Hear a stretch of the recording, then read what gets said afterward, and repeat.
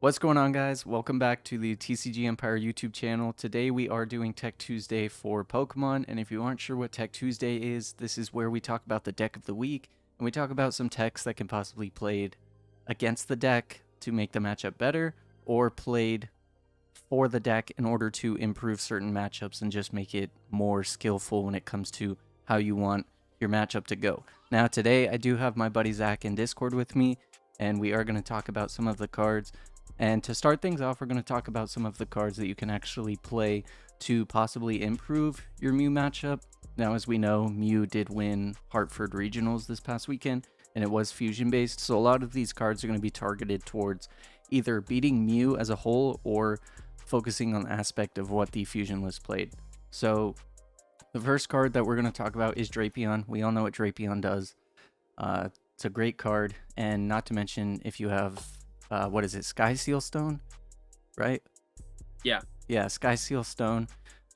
You can technically take 4 prizes on a Mew and then just worry about a Genesect if you can't really hit that 310 mark after the Drapion's gone. So it's really good. Do you ever find yourself in situations where like you'd rather do something else than just automatically take 3 prizes, trade a 3 for 2? It definitely comes down to like the strategy that you're using for the matchup. Like you said, that Sky Seal Stone interaction is pretty pivotal against like something like the Path build of Mew, because it helps mitigate that disruptive element with like Judge Path, or like Roxanne Path. So it the matchup really determines how you approach it. So against something like the Fusion Mew, I think you do have kind of more of a freedom to just bench Drapion and go for the knockout. Because of the fact that single prizers are introduced in there too, it means you can kind of clean up after the fact. Yeah, I mean, not to mention too, with the fusion build that we saw, this week, it only runs the one path, so you don't really have to worry too much about Drapion being shut off, especially if you want to wait to drop it until you have the counter stadium in play or a way to remove it. So, I mean, I think that's really it for Drapion. I mean, it hits for weakness, so it's pretty much a blow for blow, but it really depends on if you want to take the 3 prizes at that point in time and trade the 2. So, but the next card is actually really huge in the fusion matchup, considering they only play one Path to the Peak. With Deralidon, you basically negate their whole deck, and if they have Path and you have a way to counter it, they really have no way to get stadiums back. So Deralidon's free to just sit there, and it doesn't really tank any hits. Now it does 2-shot a Mew, and it can get weird numbers in if they decide to use Psychic Leap and put it back in the deck. But at that point, I mean, I feel like you're free to just kind of go for the Genesect at that point, because A, you one-shot the Genesect, but B, you don't have to worry about being KO'd.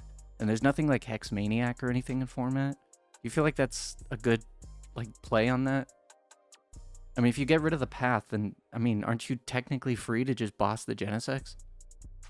For sure, that's definitely one of the reasons why the fusion build of Mew saw so much success, is that, with the Deralidon winning EUIC, so many people started teching for this that it's doing that, typical meta wave where it goes up in popularity, then down in popularity. So this was the perfect time for something like Fusion Mew to strike, because Deralidon has seen such a significant decrease in play.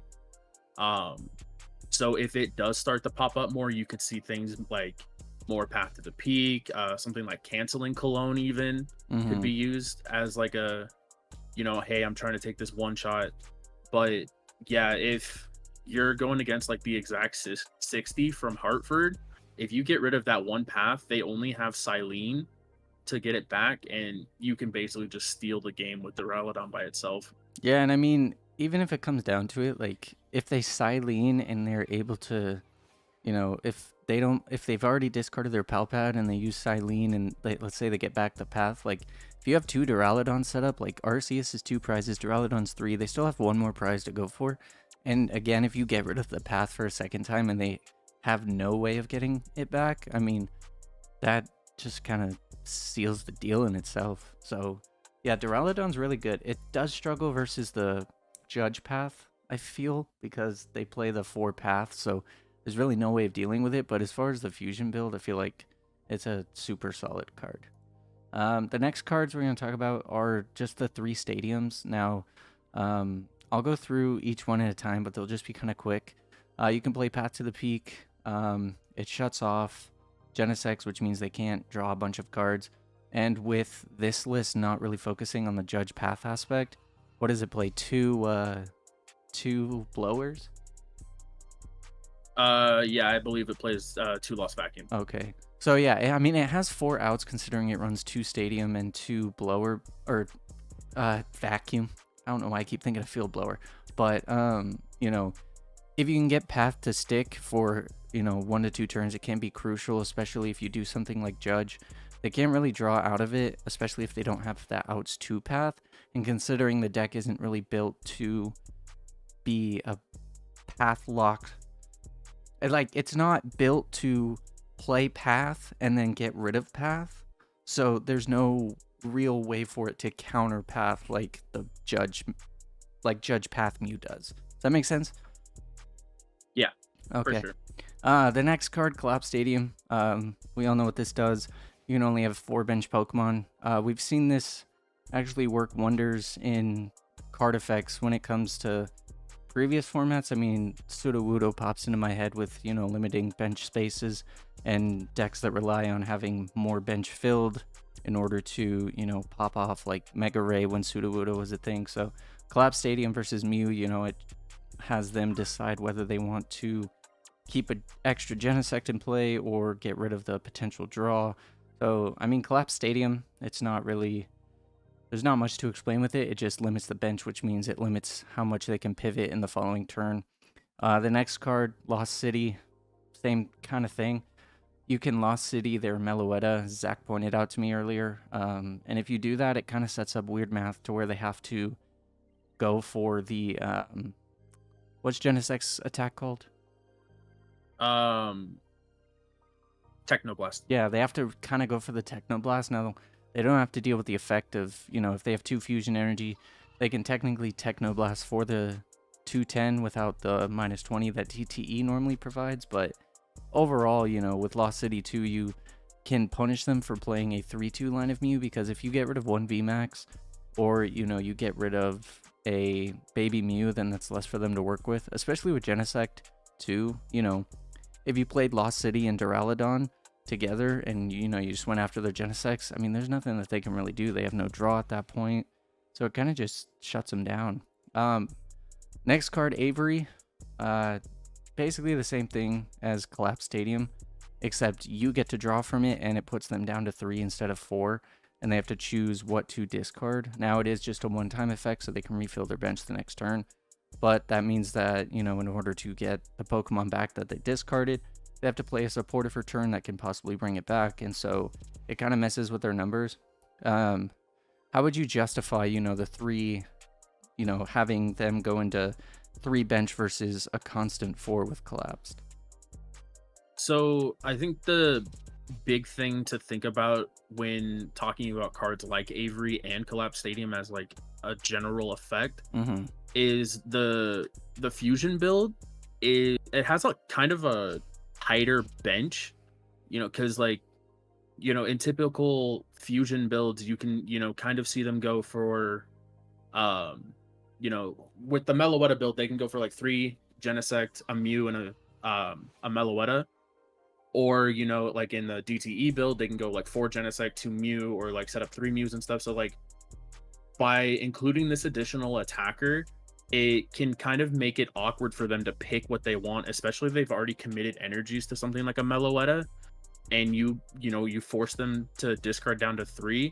They could, keep Meloetta, Mew, Genesect, and now you've killed 2 of their draw engine cards. Yeah. So it can be really crippling with something like Avery. Not to mention that, I mean, you get the +3 effect, so if you draw into a Path to the Peak at that point and you just play it, like, there's really no way that bench space is going to get filled for a reason. Like, there's no point for them to nest ball for another Genesect just to have it on the bench. Like, at that point, it's, it kind of seals the deal unless they can get rid of it. So Avery's a really good card.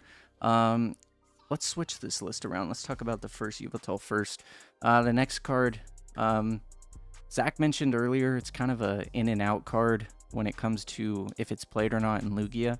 I mean, it's a really good card. It hits for 110 for 3 dark, but we know that Lugia plays the dark and fighting energy that provides 20 extra damage. So just like Drapion, you know, you put 3 energy on this and it can hit for 20, 40, 60, plus 110, 170, 340. So, you know, you're one-shotting a Mew and the prize trade is technically 3 for 1. So that's, you know, that's super strong.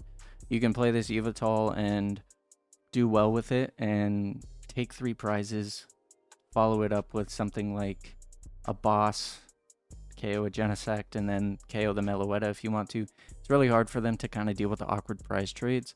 Mew kind of revolves heavy on taking prizes that are worth, you know, a Pokemon that's worth 2 prizes. That way it can solidify like, okay, back to back to back and then win. So when you throw a 1 prizer in there, it kind of makes their math awkward, especially for the fact that they don't have access to Stone to kind of even out the prize trade. So you feel like Yveltal's like a solid card if you're wanting to, you know, beat the Lugia or beat the Mew matchup if you find it, you know, kind of difficult with Lugia? Yeah, I think the Yveltal is a solid include if Mew is going to be pretty popular in the meta. Just like you said, you know, it is a 1 prizer that can get the Oko on a 3 prizer, so that prize trade is just undeniably like so plus for you that you should try for it. But then against something like the Meloetta build, you can just put the 2 energies on it and have a 1-to-1 with a Meloetta versus an Yveltal, rather than having to knock out the Meloetta with something like a Lugia and throwing that prize tempo back at Mew. Yeah, I mean, because it'd be the same example like where we talked about how the Yveltal takes, you know, 1 prize or takes 3 prizes and then they only get 1. If you're in a weird situation where, you know, you KO the Meloetta, you take 1 prize, but if you have to use something like a Lugia, then they just come up and take 2 prizes. So technically you're behind on the prize trade. So the Yveltal is really good when it comes to dealing with, you know, the baby attacker or dealing with the big threat. And I mean, not to mention, if you put 4 energy on it and you need to, you know, boss a Genesect, I mean, the 80 damage plus the 110 is 190, so you can even KO a Genesect with it. So it has the potential to really KO whatever Mew decides to play. But that's enough for that Yveltal. Now let's get into the fun one. Because me and Zach, we were looking at this Yveltal and we realized Cry of Destruction is really good against the Fusion build. The Fusion build plays more into the Meloetta effect, where, you know, you can do the 70x times the amount of fusion energy. And Cry of Destruction just says, you know what, no, we're not dealing with that. You can play Silene all you want, but if this stays on board, you're just going to deal with it. And playing this in Lugia is actually kind of good because you can use DTE and the attack doesn't have any damage, so the minus 20 effect isn't really important. It just mainly solidifies like, okay, if I keep this on board and I have a way to, you know, bring it back to hand and you don't loss zone it, you're losing your energy every turn. And there's a point, I feel like, with Mew where if you're out of energy, your tempo's like super low because then you have to rely on things like Silene and Palpad and constantly looping if you hit tails in order to get back into it. And it's like, what do you do at this point? Especially for if they go for the turn 1, you know, 210 plus belt 240 by, you know, attaching and then the sparkle. I feel like the Cry of Destruction out of nowhere just sets them back so far. And it means that they have to rely on the DTE. And then the DTE means that if they copy Technoblast, then they can't attack the following turn. So I feel like this card really kind of messes up the tempo of what they want to do, especially versus something like Lugia. What do you think, though? You know, basically everything you just said. The card's really good against the Fusion Mew, especially. But there's actually a really funny board state that you can get into. It kind of piggybacks off of the example I gave with the Avery. So if you play Avery on an already established Fusion Mew board, so like imagine they have an active with a DTE, they have a Meloetta with 2 Fusion on it, and then a Mew V with a Fusion on it, and then 3 Genesects. If you play Avery first, you make it very hard for them to justify getting rid of the Mew and the Meloetta, so they're probably getting rid of double Genesect. And then if you bench this Yveltal and retreat into it and Cry of Destruction, you've gotten rid of 3 energies and 2 Genesects, all for 2 cards. Yeah, they're not really coming back from that. And I mean, not to mention that you can just nest ball this into play and then search for the energy with the Archeops. Like, I feel like if you're able to do that, they kind of just look at you and just, scoop up their cards and say, okay, game two. So it's a really good card. But I mean, overall, these are kind of the techs that you can play if you want to improve your Mew matchup. Now, it's not saying that this is going to make it, an auto win, but it's going to greatly improve, your matchups. Like, we've seen Arc Deralidon play 2 Drapion and do really well against Mew, so it really just depends on how much you're wanting to change your deck list in order to make the matchup better. Your deck might have a really bad matchup against Mew, but it's good against everything else. So you might want to justify, okay, make a few tweaks. That way I have a decent matchup against everything rather than just losing one matchup and winning the rest. But at the same time, last thing you want to do is tech for Mew and there's no Mew around. The only reason that these techs would be viable is just simply because Mew is big right now and it just won. So it's probably going to have the popularity effect where it's going to go up in play. But that's enough for the counters that you can play against it. Let's talk about some counters that, you can play within Mew to possibly make some matchups where if you run into these things, it's a little bit easier for you to deal with. The first card, Lost Vacuum. We all know what this does. Judge Path is a very strong deck because it runs Path to the Peak and 4 Lost Vacuum, so you never have to really worry about turning your Genesect off. You can get rid of it and put it back. So it's kind of the same purpose. If they do play something like Collapse Stadium or Lost Zone or even Path to the Peak, you can deal with it. Or if they play Choice Belt or anything to, weirdly hit that 310 number, such as Giratina V-Star having a belt on it, you can actually get rid of the belt. That way they can't hit the 310. Do you feel like there's really any explaining for it? No, I think Vacuum is like, it was kind of already a format staple, but it's almost becoming a multiple copy format staple at this point just because it's such a powerful card. Yeah, so, if we only have it on here just because it's a good card, so if you're not playing it, definitely play it. And if you're only playing 1 copy, you might want to up it to 2. The Fusion build does play 2, but, you could bump it even to 3 if things like Path to the Peak start seeing more play. Now, the next card is Roseanne's Backup. I feel like this is a neat tech, especially versus something like the Cry of Destruction Yveltal. Being able to shuffle back a Pokemon as well as a tool, a stadium, and an energy, there's no point in which, you have to worry about flipping heads on Silene. You can just play the backup and shuffle the fusion energy back in or the DTE, which means, if you're in situations where you feel like, man, I really don't want to discard this energy because I don't have a guaranteed to get it back, I feel like this adds kind of a guarantee. Plus, with the Stadium War, it means that if you're in a situation where you want a Path versus Deralidon, this gives you another way back. And not to mention, would you say that, Palpad also justifies this card? Because if you don't hit heads on Silene, you can Palpad the Roseanne and Silene back and technically have more ways to get anything back that you need. That was exactly what I was going to touch on, is if you play Roseanne in tandem with Silene and Palpad, Silene now only becomes a card that you have to flip 1 heads on to recycle Palpad. Because if you can recycle Palpad, then you get back Roseanne and Silene. Silene gets you Palpad, Palpad gets you Roseanne and Silene. So you can complete a much tighter and a much more efficient loop than if you're just relying on Silene to get you something like a singular energy or a singular stadium. It allows you to actually play against these counters a lot more efficiently. Yeah, I mean, and not to mention, with Silene, if you only run the Silene, it's still a good card, but I feel like Silene plus Palpad, if you use your Palpad first, or let's say there's a situation where, you use Silene, if you hit 1 heads, it's not as bad, but after the point of which you use the Palpad and it turns into a, okay, I need to play Silene again, I feel like then it's kind of a requirement to hit 2 heads so that way you can get the Palpad back plus what you were wanting. So I feel like Roseanne kind of adds the extra gateway to where it kind of branches off to multiple plays that you can do if you don't hit the 2 heads on Silene. Next card, Miriam. Kind of serves the same purpose as the Silene as well as the Roseanne's. except it's for Pokemon, and it also gives you draw. So if there's a world in which they Avery you or collapsed and you have to discard Pokemon, this kind of gives you a leeway to where it's like, hey, okay, my Genesects are gone, but let me shuffle them back in, and also technically sort of draw off Genesect's effect to where you get the +3.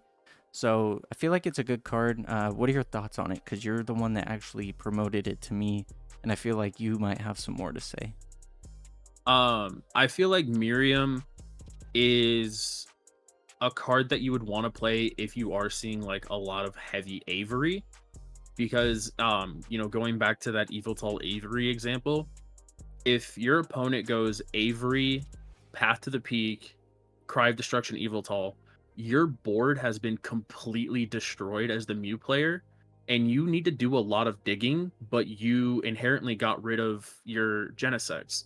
So now you need to find an out to the stadium, you need to find more Genesects, you need to find your energy. So like if you can use Miriam to shuffle those Genesects back in and draw 3, then you're kind of accelerating that process and making it easier to form a recovery turn. Yeah, and I feel like not to mention, like, even if you don't hit, like, you know, a counter stadium off Miriam and then ways to get Genesect back, I feel like it adds to the pressure of, like, your opponent knowing, like, okay, next turn they can play an actual supporter to draw a lot more cards and possibly find a way to kind of deal with the stadium and make your opponent have to prep for, the following turn that you're going to have, because that turn is probably going to be a lot more explosive if you don't hit off of the Miriam. So really good card. The last card I'm gonna let Zach talk about, it is Lost City. I want to hear your thoughts on playing Lost City within Mew. So Lost City is just one of those cards that we see being played in decks that are being countered. It's the card that lets you get rid of the silver bullets. So in something like Mew, it lets you get rid of Drapion and just forget about it. That's why Alex played 2 Drapion in his EUIC list, is probably for situations like this where if the Drapion gets lost zoned, it's stuck there, so you kind of need a second one, because you can just go Drapion take 3, Drapion take 3. Whereas if you're playing one and it gets lost zoned, then you have a much harder game against in the future. And then it also helps against like the Cry of Destruction Eviltal or the Single Strike Eviltal. A lot of times these hard counter tech Pokemon are played as one-ofs. So if you can just throw down a Lost City and, make it disappear for the rest of the game, then it allows you to kind of refocus up, form a game plan, and start working your way towards that W. Yeah, I feel like with the Lost City too, like you mentioned, like it lets you not worry about the thing. So like, for instance, like, if your matchup against Mew with Lugia is greatly improved by playing a Drapion, if the Mew player plays Lost City and gets rid of the Drapion, then it goes right back to as if you didn't have the Drapion, and the matchup's kind of awkward. So I kind of feel like Lost City just kind of says, hey, that's a cool tech. Like, let me just deal with that real quick, and then we'll go back to, the matchup percentage that we originally had before you put that tech in. So it can greatly improve something. Not to mention we don't have really anything to play with, interact with the lost zone, so there's no real way to get things back. So once it's in there, it's kind of stuck. There's no way for you to actually get back, that tech card. So I feel like Mew can pivot off of that and be like, okay, nice tech. I don't ever want to see this again in this game. Get rid of it and, go from there. So that's overall, all the techs. As we saw, you can play techs in it to kind of deal with the techs that might be played for against it. So do you have any final thoughts on, the techs as far as Mew and what it kind of struggles with? Just because, people who watch this might be wanting to see how to beat Mew. So I want to hear your overall thoughts real quick. Kind of keep it short because we are 24 minutes in. So I just kind of want to see what your thoughts are. Sounds good. I think Mew as a deck or just an archetype, is a very, very good deck. We've never seen draw like this before. And whether you choose to play the DTE or the fusion build, you're gonna, kind of run into the same amount of problems when it comes to techs. So, it's just things to keep in mind. One big thing that you need to keep in mind with the fusion build of Mew is because you are playing, the Elesa Sparkles and the extra energies and stuff, your hands can get stuck a lot more than if you're playing just the DTE build, but you're kind of taking that trade-off in having a higher damage output and having a one prize attacker. So there are, benefits to playing both builds, but you will encounter the same problems as far as matchups and techs, regardless of what build you play. Yeah. I also think, with this factor of playing the one prizer, it kind of makes things, a little bit more difficult for your opponent. I'll just say that towards the end. Just, with playing Mew aggressively instead of the fusion build, you kind of pivot off of a 3 prizer to a 3 prizer. But with having the Meloetta, you can pivot from a 3 prizer to a 1 prizer, which puts you, your opponents at 2 prizes, to where they kind of have to play the 7 prize card game, or they have to deal with a Genesect. And it's kind of hard for them to, want to do that when they're staring a threat in the face behind the Meloetta, which would be another Mew. So, but yeah, overall, those are the techs that, me and Zach want to talk about. I know this video is a little longer than the normal Tech Tuesdays, but I really wanted to get narrowed in and have other inputs just so that way you guys could see, why I talk about these techs and where, I get the inspiration from, because Zach does help a lot. Zach does have a YouTube channel. It is called, what is it, Zach? It is Best of 3. All right, I will put the link for it in the description, but as he said, it is called Best of 3. He's going to be having some videos out soon, so if you want to go over there, subscribe, turn on post notifications for him, just so that way you have, them on for when he does do his video. He's got a great series coming along. I won't spoil it, but thank you guys so much for watching today's video. If you did enjoy it, remember to smash that like button, subscribe, turn on post notifications, and yeah, I'll catch you guys in the next one.